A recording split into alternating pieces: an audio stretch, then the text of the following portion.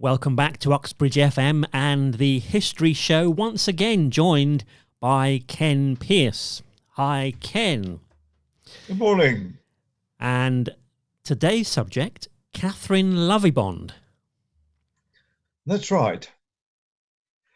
Kathleen was born in Cornwall in 1892, the eldest of the four children of Walter and Jane Pearce, and no relation to me whatsoever. She grew up in the village of Pellint, where her father was head of the village school and organist at the parish church. She then went off to St Dunstan's Abbey School in Plymouth and stayed on in the city to qualify as a teacher of music. But by the time she had completed the course, the country was at war.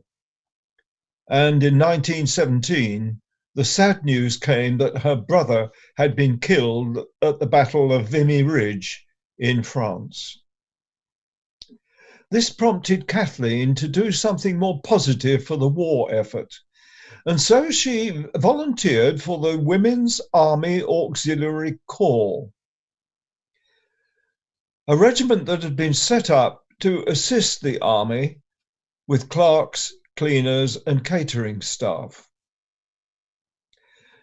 Kathleen joined up at Hastings, and because of her background, she was at once selected as officer material. And after initial training, she was posted to the Royal Flying Corps station at Uxbridge, their armament and gunnery school. The Royal Flying Corps at that time had no women's branch, so that's why the Army Auxiliary Corps were employed.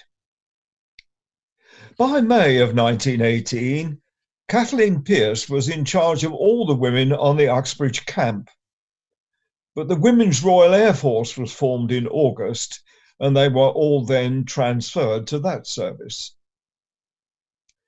At a social function about this time, she met a local solicitor called William Oliver Lovibond, a partner in the firm of Lovibond, solicitors in Vine Street, still surviving there today.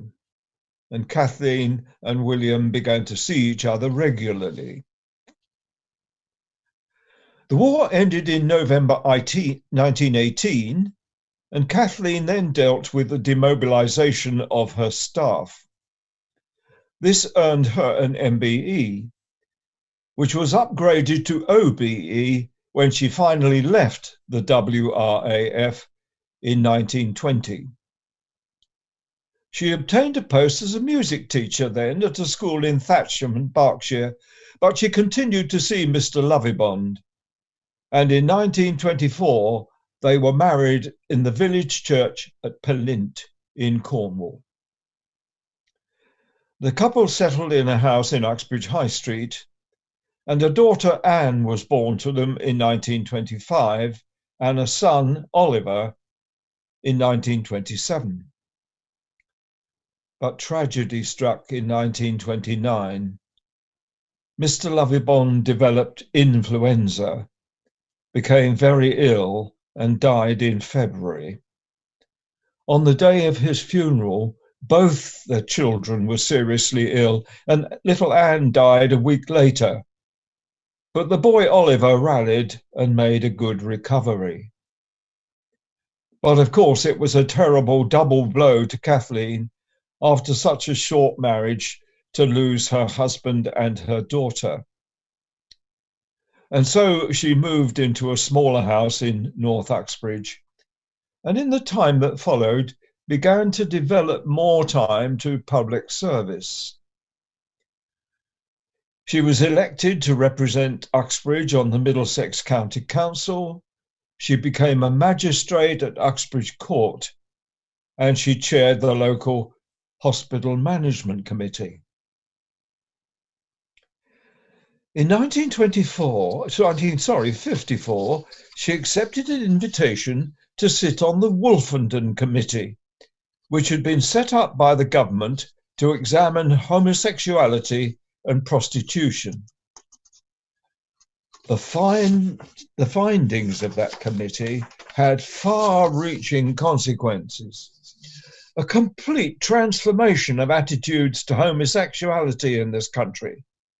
A really dramatic and influential change. Kathleen was awarded the CBE for her work on this committee. In 1956, Uxbridge, which had until that time been an urban district, obtained borough status, and Kathleen was elected the very first mayor of the new borough of Uxbridge. During World War II, Kathleen had met an army officer, Major Reginald Squibb, and his wife. The major was attached to the RAF bunker as an anti-aircraft liaison officer. Obviously, the RAF and the anti-aircraft services had to keep in touch.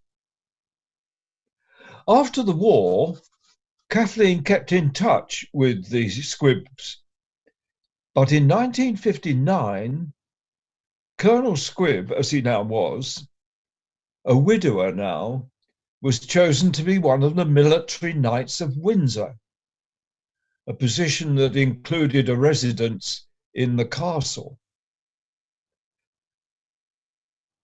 Reginald Squibb asked Kathleen to marry him, and after years of widowhood, she agreed.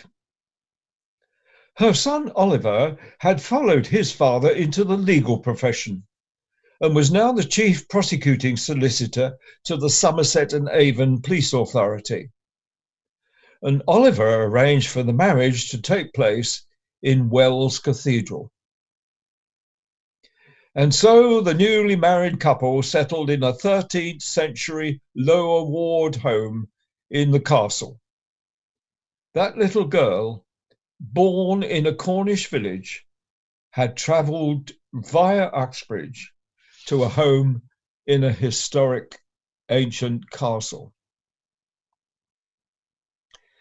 Kathleen died in 1976 and Colonel Squibb a year later. Their ashes were scattered in the cloisters of St. George's Chapel. A remarkable life had come to a close. Well, thanks very much, Ken. That was an interesting one. Yes. And what do you think? More next month? Yes, I'm sure I could manage that. Yes. Dig something up from the archives? Well, we haven't mentioned Queen Elizabeth I yet, so we'll probably dip into her story a bit. Yeah. Her connection with the district. Yeah. Okay. That's great.